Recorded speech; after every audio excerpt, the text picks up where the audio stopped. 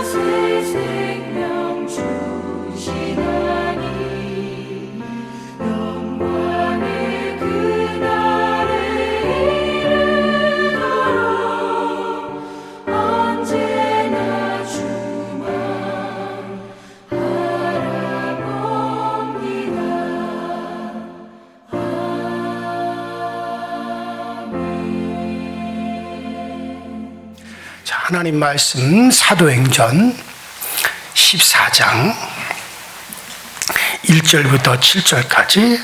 자, 지난 시간 이어서 사도행전 14장 1절에서 7절까지 함께 같이 읽습니다. 시작. 이에 이고니온에서 두 사도가 함께 유대인의 회당에 들어가 말하니 유대와 헬라의 허다한 무리가 믿더라. 그러나 순종하지 아니하는 유대인들이 이방인들의 마음을 선동하여 형제들에게 악감을 품게 하거늘 두 사도가 오래 있어 주를 힘입어 담대히 말하니 주께서 그들의 손으로 표적과 기사를 행하게 하여 주사 자기의 은혜의 말씀을 증언하고 계시니 그 신의 무리가 나뉘어 유대인을 따르는 자도 있고 두 사도를 따르는 자도 있는지라. 이방인과 유대인과 그 관리들이 두 사도를 모욕하며 돌로 치려고 달려오더니 그들이 알고 도망하여 루가오나야 두성 루스드라와 더베와 그 근방으로 가서 거기서 복음을 전하니라. 아멘. 자, 우리가 지난 시간에 어떤 말씀을 나누었느냐면 안디옥 교회로부터 이제 두 사람이 최초의 선교사로 파송을 받습니다. 바로 우리가 말해온 바울과 바나바, 바울 두 사람이 안디옥 교회로부터 선교사로 파송을 받았어요. 이것이 우리가 흔히 말하는 바울의 1차 전도 여행의 시작이었습니다. 그래서 이들이 드디어 이제 복음을 전하면서 어디까지 왔느냐 하면은 비시리아 안디옥을 거쳐서 지금 이고니온까지 왔어요.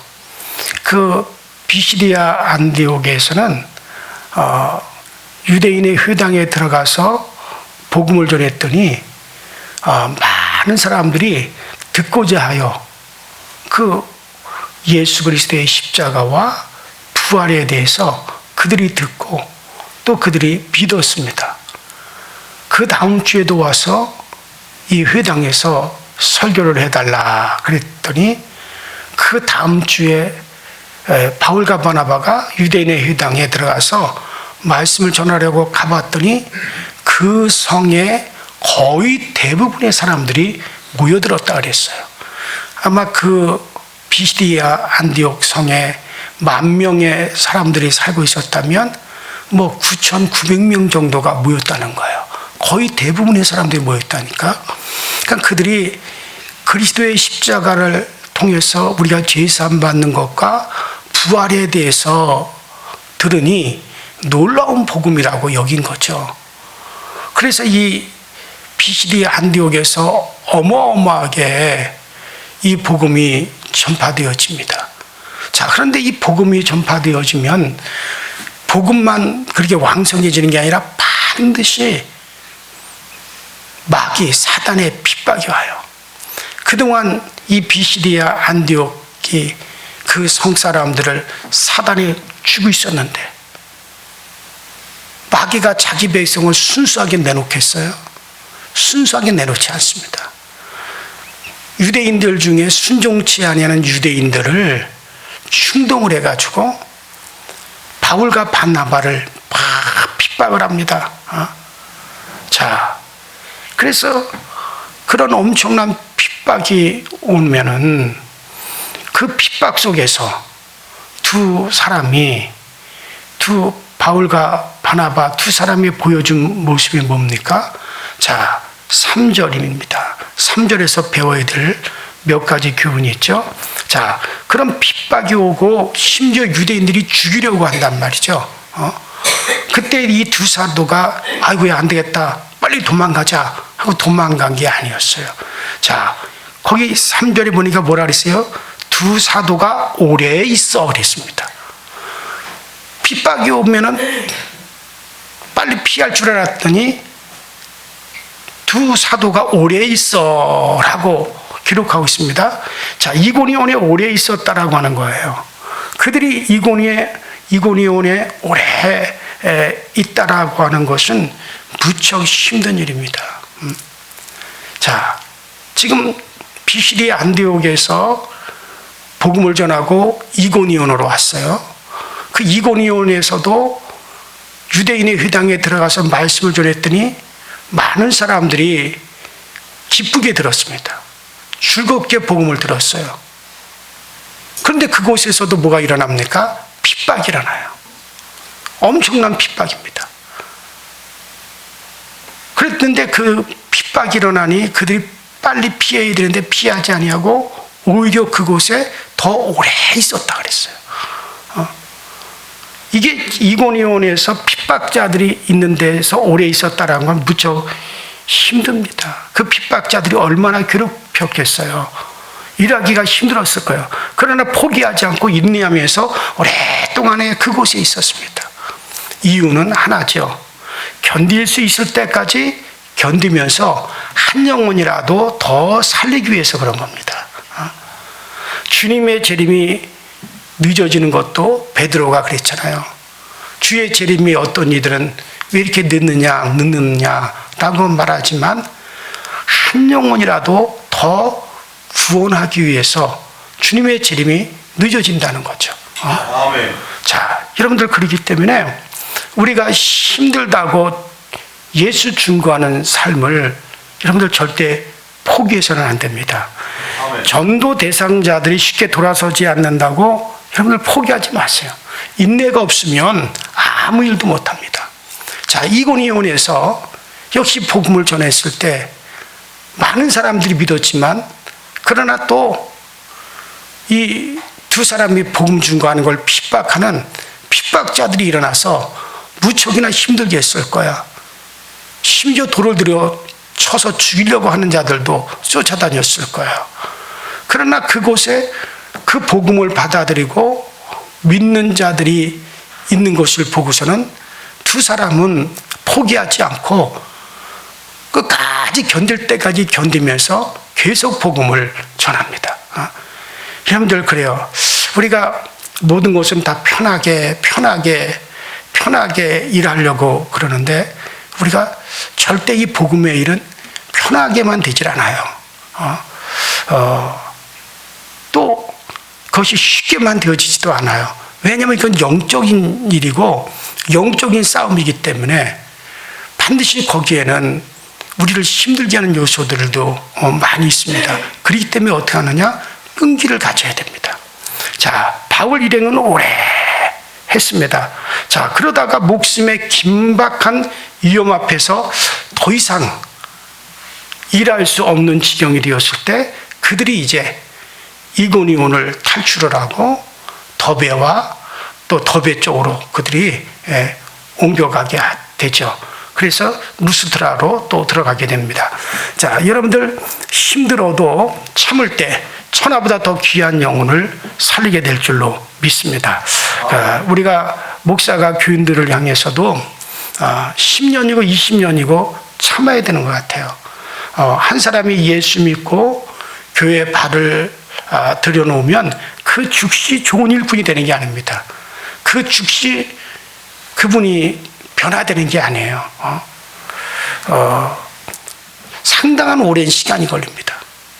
그 사람의 실패와 부족함을 보면서 포기하지 않고 5년을 기다리고 10년을 기다릴 때 결국 좋은 일꾼으로 바뀌어지는 것을 참 많이 볼 수가 있습니다. 1년, 2년 기다리다가 마음에 들지 않는다고 포기해버린다면 누가 좋은 일꾼이 되겠습니까?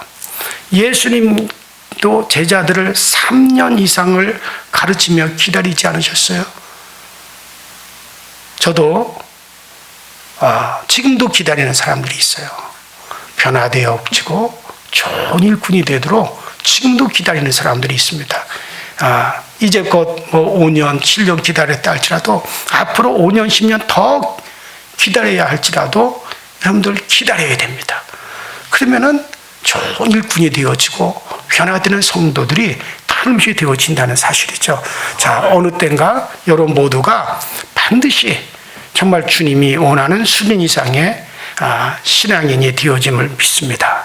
자, 아브라함은 25년을 기다렸고 요셉은 13년을 감옥에서 기다렸어요. 참고 또 참다 보니 25년이 지나서 꿈이 이루어지고 또 기다리고 또 기다리다 보니 13년이 지나서 꿈이 이루어졌습니다. 성도도 교회도 기다릴 줄 알 때 그때 승리하게 되어질 줄로 믿습니다. 우리의 전도 대상자들도 마찬가지예요. 내가 누구에게 복음을 전하기로 했다면 기다려야 됩니다. 전도 대상자를 구원시킬 때까지 오래 기다릴 수 있는 여러분들이 되시기를 축원합니다. 자, 그 다음에 두 번째 이 3절에서 배워야 될 교훈. 두 번째가 뭡니까? 자, 여기 보니까는 주를 힘입어 담대히 말하니. 그래요. 주를 힘입어. 지금 핍박이 엄청나게 일어납니다. 두 사람을 갖다가 바울과 바나바를 죽이려고까지 쫓아다닙니다.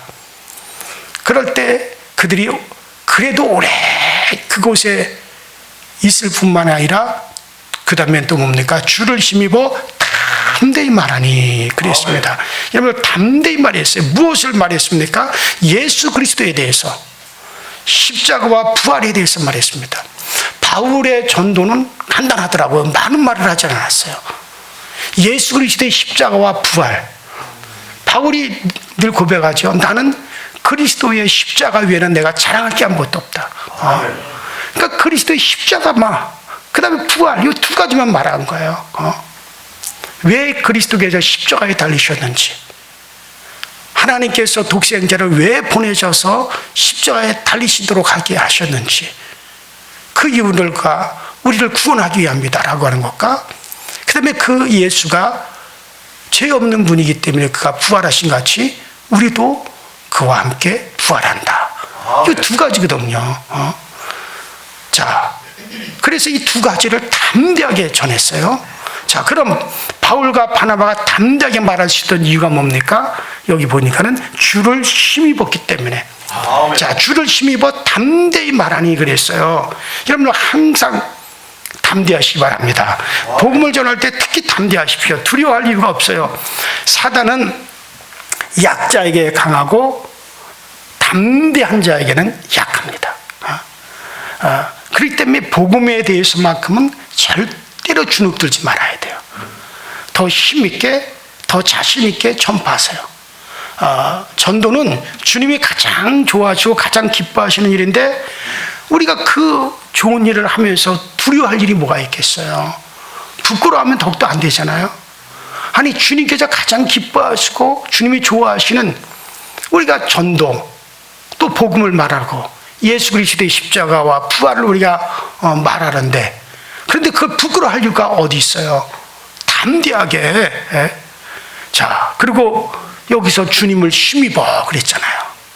우리는 주님을 힘입고 전도하는 겁니다.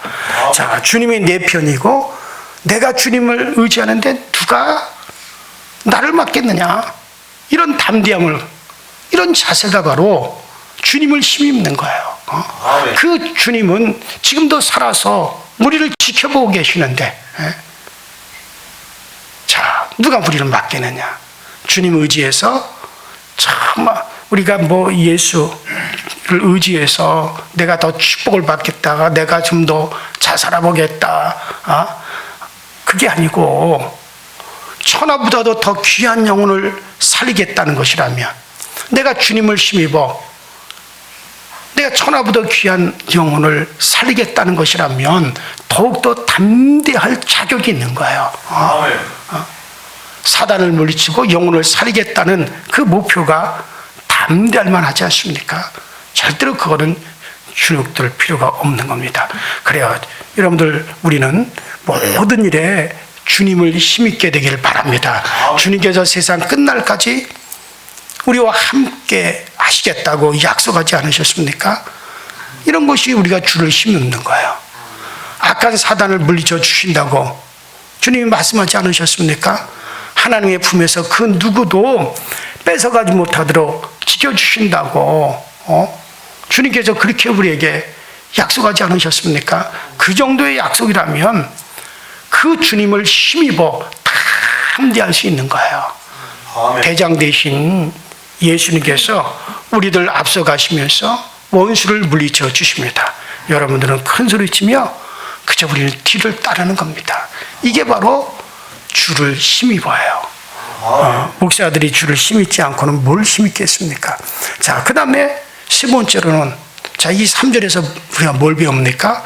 주님께서 보증해 주신다는 거죠. 자, 그래서 이 두 사람이 그 핍박 속에서도 오랫동안 그곳에 있을 뿐만 아니라 주를 힘입어 담대하게 그들이 복음을 전했더니 주님께서 어떻게 보증해 주셨느냐? 표적과 기사를 나타내 주셨다 그랬어요. 그래서 표적과 기사를 나타내 주시어 복음이 잘 증거되게 해주십니다. 표적과 기사는 누가 나타내 주십니까? 주님께서 나타내 주십니다. 왜 나타내 주시느냐? 지금 내가 전하는 이 복음의 내용이 사실인 것과 분명한 것과 이것을 주님이 기뻐하신다라고 하는 것을, 이것을 우리에게 나타내 주시기 위해서 표적과 기사를 주시는 거예요. 우리 시대, 우리 교회에서 또 여러분들 통해서 정말 표적과 기사, 이적이 나타나길 소원합니다. 우리가 그런 이런 기사와 이적이 어떻게 나타납니까? 야, 기적아 나타나라, 표적아 나타나라, 나타나라, 나타나라, 그렇게 소리친다고 해서 이것이 나타나는 겁니까? 아니에요. 우리가 담대히 하나님의 주님을 힘입어서 말씀을 증거하는 삶을 살아갈 때 그때 거기에 기적과 표적이 일어나게 되어지는 겁니다. 주를 힘입어 담대하게 복음을 전파할 때 그때 여러분들 우리를 통해서도 이적인 나타남을 믿습니다. 그래요. 전도에 열심을 내고 우리가 담대히 주를 힘입어서 말씀을 증거하고 전파할 때 하나님이 친히 함께해 주십니다. 꼭 주님께서 필요로 할 때, 꼭 필요로 할 때 정말 이적과 표적, 기사와 이적을 주님께서 통해서 하나님이 살아계심을 우리에게 나타내 보여주십니다. 자, 그러면은 이렇게 해서 자 3절에 그런 핍박 속에서도 이 이고니온인 여기서도 두 사람이 주를 힘입어 담대히 복음을 전했고 기사와 표적이 나타났어요. 자, 그러면 이렇게 계속적으로 복음이 전파되면 두 가지 반응이 나타나죠. 자, 거기 4절 보니까 먼저 호의적인 반응과 적대적인 반응입니다. 여러분들 복음이 들어오면 빛과 어둠이 갈라지게 되죠. 반드시 갈라지게 됩니다. 호의적인 반응을 보인 사람들은 이 두 사도를 쫓습니다. 두 사도를 따라다니면서 계속 말씀을 듣습니다. 반대로 적대적인 사람들은 어떻게 합니까? 핍박하기 시작합니다. 그러니까 이제 이고니온에서 두 패가 나뉘어지는 거예요. 하나는 바울과 바나바가 그들이 지금까지 들어보지 못했던 놀라운 복음을 전하니까 두 사람을 계속 쫓아다니면서 말씀을 듣고 그러는 호의적인 반응을 보이는 사람이 있고, 그 다음에 또 한편은 야, 저거 우리가 그동안 들어보지 못한 이상한 거 전한다. 그러면서 죽이려고 또 물려다니는 사람들, 핍박하는 사람들 둘로 반응이 나타나요. 자, 그 5절을 보니까는 그냥 핍박하는 정도가 아니고 극도의 핍박이에요. 극단적인 핍박입니다. 돌로 쳐서 죽이려고 그랬어요. 자, 이제 돌로 쳐서 죽이려고 할 정도가 됐습니다. 아주 그들이 결의랍니다.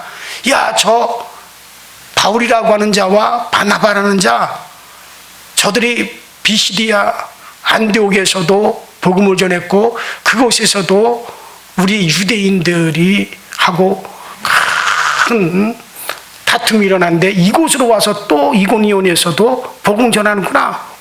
이거 이대로 둬서는 안 되겠다. 저들을 돌로 쳐 죽여야만이 되겠다. 그래가지고 돌로 쳐 죽이려고 이제는 막 극도로 쫓아옵니다. 자, 그러다가 극도의 핍박이 오니까는 이제 바울 일행은 어떻게 합니까? 그곳에서 피하여 나옵니다. 그리고 다른 곳으로 향하죠. 끝까지 여러분들 받아들이지 않으면 다른 곳으로 방향 전환을 할 수밖에 없어요. 자, 예수님께서도 마태복음 10장 23절에 이 동네에서 너희를 핍박하던 저 동네로 피하라고 말씀을 하셨습니다. 앞으로도 많은 일을 해야 하기 때문에 피신해야 될 필요가 있을 때는 피신하는 거죠. 그럼에도 불구하고 그 은혜를 모른 채 끝까지 거절한다면 어쩔 수 없는 거 아니겠습니까? 이미 이고니온에 많은 사람들이 예수를 믿었어요. 자, 많은 사람들이 주님을 받아들였어요. 이제 더 계속 복음을 전하면 핍박자들에 의해서 죽임을 당할 수도 있는 그 지경까지 왔습니다. 그러면 이제는 어떻게 됩니까? 피하여야 돼요. 그래서 이제 그들에게서 피하여서 다른 죽어가는 영혼들이 있는 곳으로 돌아서서 빨리 구원시키는 것이 더 현명할 겁니다. 자, 6절, 7절에 보면은, 자, 새로운 지역에 가서 또 그들이 뭐 합니까? 자, 더베와 루스드라로 갑니다.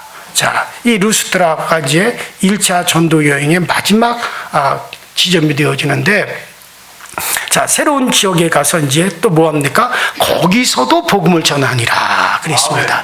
자, 쉬지 않았습니다. 피로를 풀겠다고 잠시 중단하지 않습니다.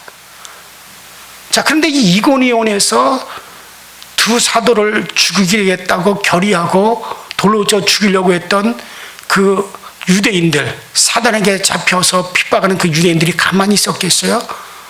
더베와 루스드라로 이제 피하여 그곳에 가서 복음을 전하는 두 사도를 쫓아옵니다. 쫓아오면서 이제 우리가 계속 다음 시간에 보겠지만 그곳에서 계속 또 핍박을 하고 그곳에 사는 유대인들을 막 충동시켜서 바울을 죽이는 데까지 이르러 가죠. 자, 이 더베와 루스드라로 피하여 가서 거기서 가만히 있었다면 아무 일도 일어나지 않았을 거예요. 그런데 거기서도 뭐 하는 겁니까? 복음을 전하니라. 쉬지 않습니다. 중단하지 않습니다. 새로운 곳에 가자마자 또 복음을 전했습니다. 핍박 앞에서 전도를 중단한 게 아니라 새로운 지역에 전도하기 위해 장소를 바꾼 거죠. 쉬지 않고 계속해서 전도를 합니다. 동쪽을 막으면 서쪽에 가고, 서쪽이 막히면 남쪽으로 가고, 남쪽이 막혔으면 북쪽으로, 동서남북 사방이 막히면 배 타고 또 다른 지역으로 이동을 하고, 환경이 어렵다고 쉬지 않았고, 전도의 길이 막혔다고 핑계대지 않았어요. 아, 길이 막히는 거 당연한 거다. 사단이 이 복음이, 이 빛이 들어가도록 가만히 있겠느냐? 막을 것이다. 그러면 여기 막히면 또 다른 곳으로 가면 된다. 그러면서 길이 없으면 길을 만들어 나가면서 그들이 계속 그리스도의 십자가와 부활의 복음을 전하면서 다닙니다.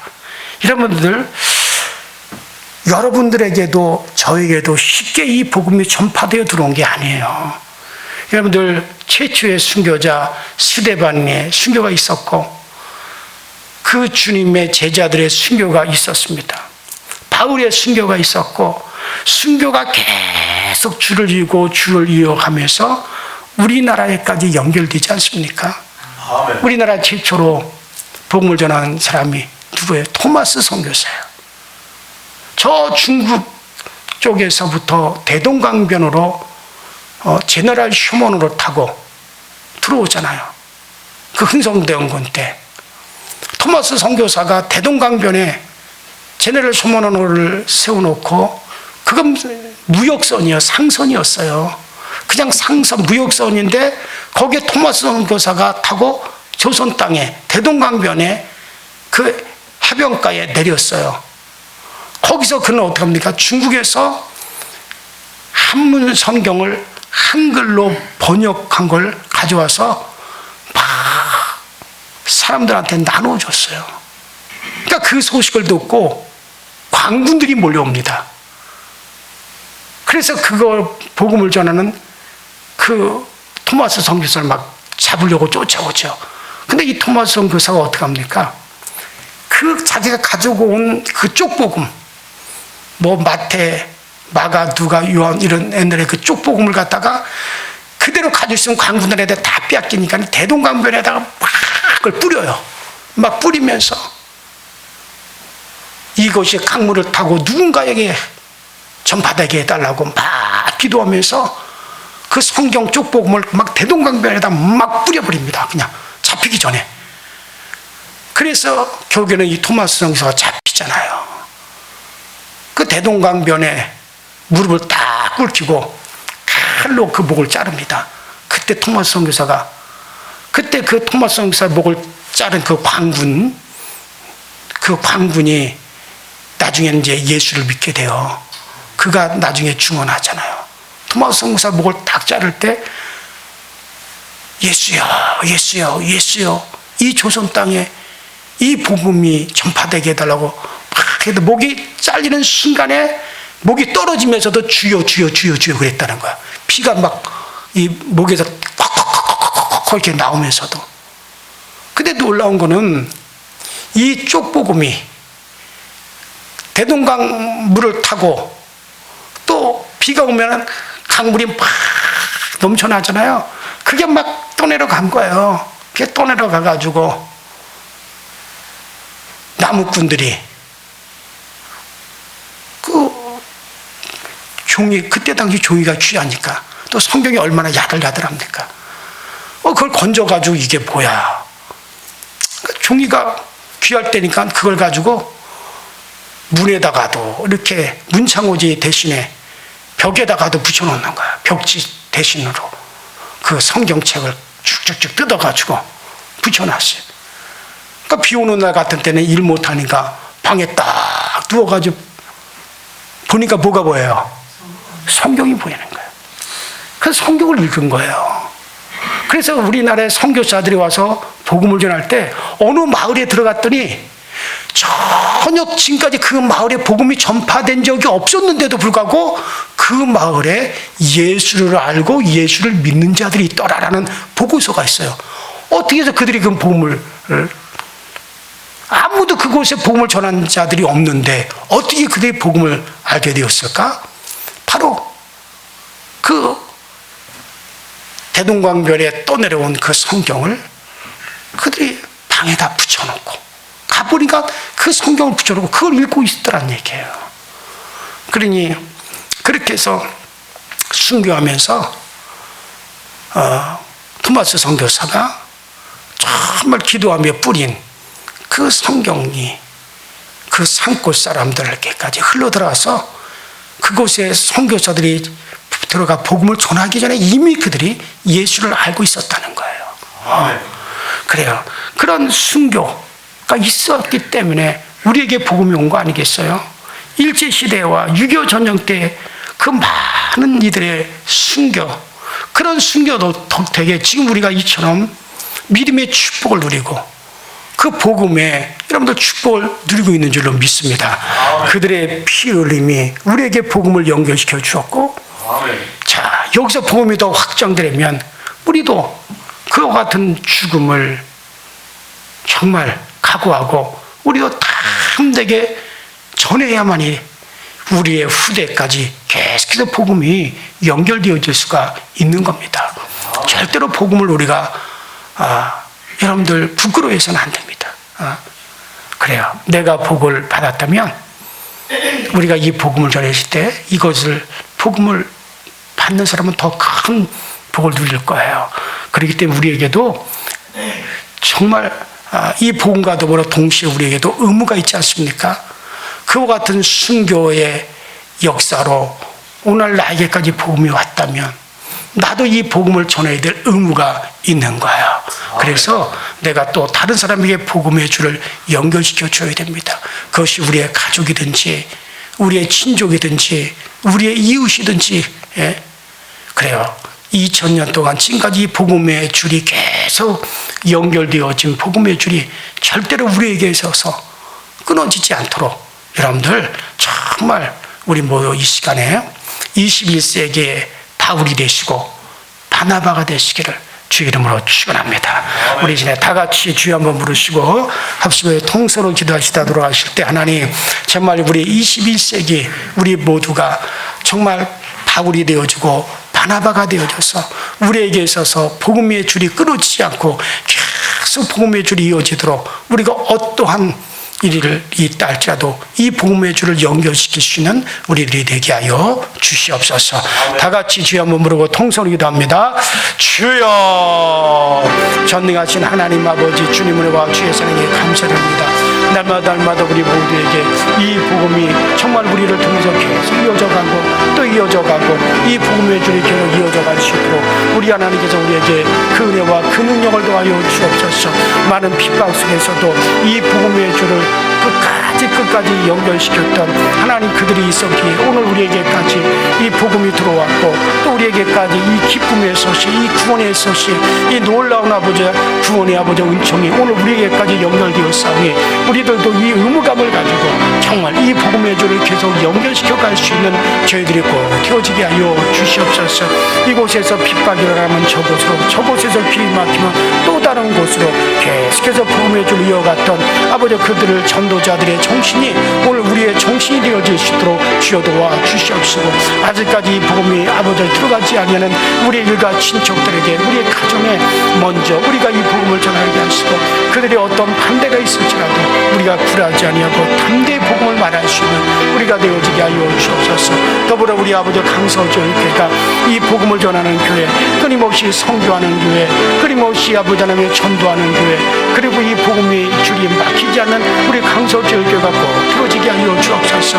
아버지 하나님 120여 년을 아버지 하나님 이어왔던 아버지 복음의 줄이 계속 이어져 가시도록 주님께서 도와주시고 이 마지막 때 믿는 자를 보겠느냐 할 정도로 정말 예수 믿는 자들이 줄어들고 또 이 복음 전파가 줄어든다 할지라도 우리 강서교회는 그럼에도 불구하고 복음을 전하는 일, 그럼에도 불구하고 끊임없이 영혼을 구하는 일이 하나님 계속 되어주시도록 주님께서 꼭 도와주시고 지금까지 사용했던 우리 교회가 앞으로도 주님 앞에 더욱더 사용되어 주시도록 주께서 도와주시옵시고 이 복음이 더욱더 강하고 담대하게 이 복음이 증거되기 위해서 우리에게 이적도 필요하고 표적도 필요합니다. 기사와 이적과 기적도 하나님 우리에게 필요합니다.